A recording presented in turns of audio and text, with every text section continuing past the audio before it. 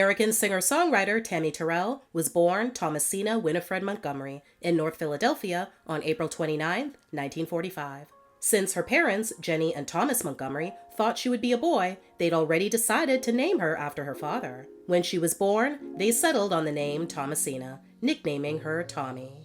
Tommie's mother, a former actress, and her father, a barbershop owner and local politician, raised her and her younger sister in an environment full of love and enjoyment. Tommie began taking piano and dancing lessons at the age of 3, loving every minute of it. In fact, any time she entered a room with a piano in it, she'd sit down at it and start playing and singing. It was clear from the very beginning that she was destined to be an entertainer. Her interest in the performing arts also, no doubt, helped her deal with the unfortunate circumstances going on at home. Her mother was clinically depressed and spent months at a time in a sanatorium receiving treatment, including electroshock. Then, a horrific event Tommie experienced at the age of 11 would change her life forever. She was raped by 3 neighborhood boys on her way home. The moment completely changed her personality. For months, she was moody and withdrawn. When that phase passed, she suddenly became rebellious and promiscuous. But as her cousin said in Tammy's TV One Unsung episode in 2010, that was probably because she felt that was what was expected of her and other victims of sexual assault, and a way to cope with the guilt. She also suddenly hated her name, so she officially changed her name to Tammi at the age of 12. Now she was ready to completely throw herself into making her dream of becoming a singing superstar come true.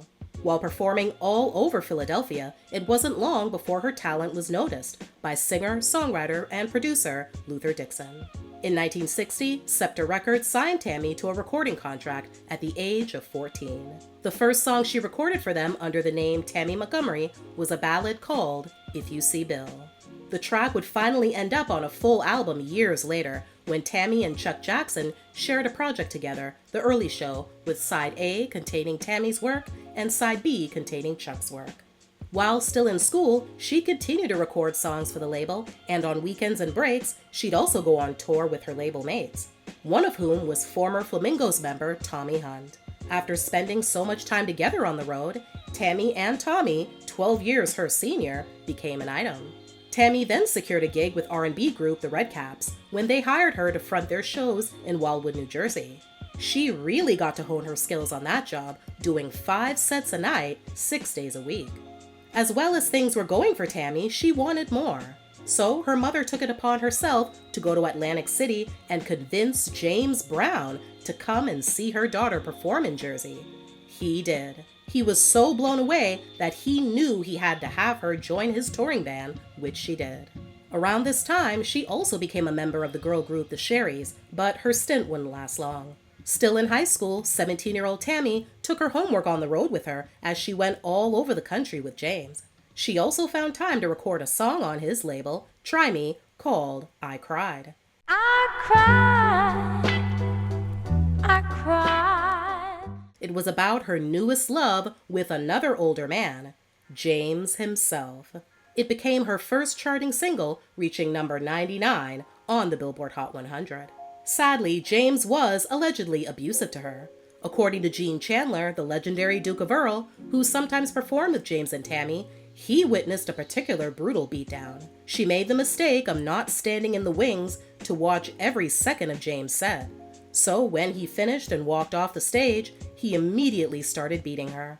The very next day, her mother came to get her and take her back home. That experience made Tammi pause and really think about whether or not she wanted to continue to pursue a career in the music business. In 1963, she enrolled in a pre-med program at the University of Pennsylvania on a full scholarship and studied there for the next 2 years. Then an opportunity she couldn't refuse presented itself. R&B soul singer Jerry Butler asked her to sing with him in a series of shows. She agreed after he assured her that she would still be able to continue her schooling. Weeks later, Motown Records founder Berry Gordy saw her and Jerry perform at a nightclub in Detroit. He offered her a record deal that day. Tammi decided to put school on hold and sign with Motown on April 29, 1965, her 20th birthday.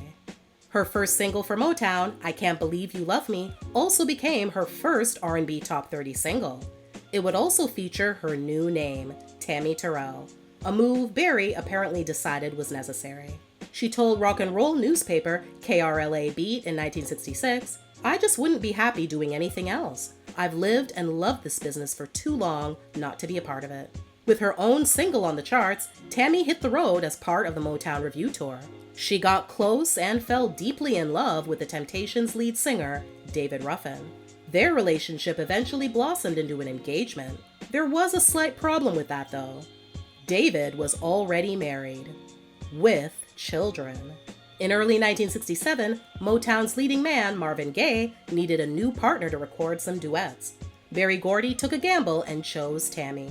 He took another gamble by bringing in a new songwriting team, a pair of up-and-coming writers and future recording artists, Nick Ashford and Valerie Simpson. They had a new song that they'd written for another artist, but it ended up going to Marvin and Tammi. It was called Ain't No Mountain High Enough.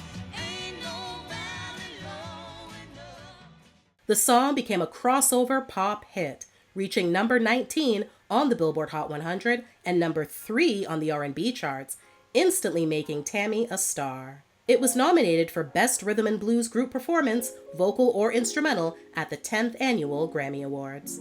Their follow-up, Your Precious Love, became an even bigger hit, reaching number 5 on the pop chart and number 2 on the R&B chart.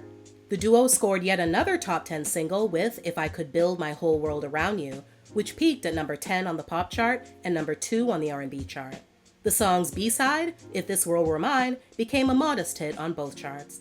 And just like that, Tammi and Marvin had become one of Motown's hottest acts. All 4 songs were included on their first duet album, titled United, released in the late summer of 1967. After gaining notoriety as a duo, rumors started flooding in, questioning, were they or weren't they? While there was undeniable chemistry between the two, Marvin and Tammi's relationship was completely platonic. While her experience with Marvin couldn't be more positive, her home life with David was in a downward spiral. Like her relationship with James Brown, David was allegedly also abusive. However, varying reports claim that while David was abusing Tammi, she was giving it right back. After one particular incident where he hit her on the side of her head with his motorcycle helmet, she was done. Another issue she'd been dealing with since her childhood were migraine headaches. Now they had become constant and intensified. There was a belief that the abuse she suffered at the hands of her former romantic partners contributed to the issue. However, medical professionals debunked that theory. No matter what though, she wasn't going to let them stop her from doing what she loved. So, the show went on. But during a performance with Marvin in the fall of 1967, just outside the town of Farmville, Virginia, Tammi collapsed into his arms on stage.